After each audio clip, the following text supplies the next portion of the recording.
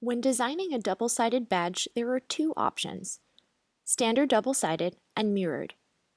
A standard double-sided badge is useful for two different designs, such as attendee information on side 1 and an event schedule on side 2.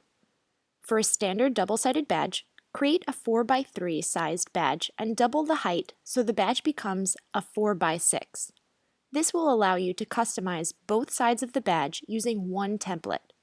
Use the grid feature to help with measuring the fold line between badges.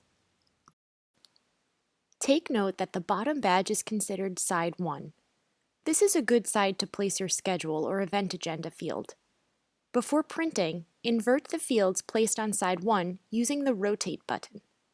This will ensure the orientation of your dynamic information will appear correctly after folding the printed badge. The example in this demo shows the attendee's information on the front of the badge and the schedule on the back.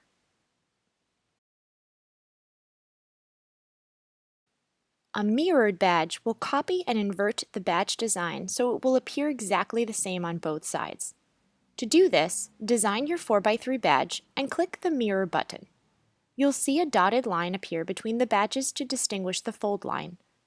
Any changes you make on side 2 will be reflected on side 1.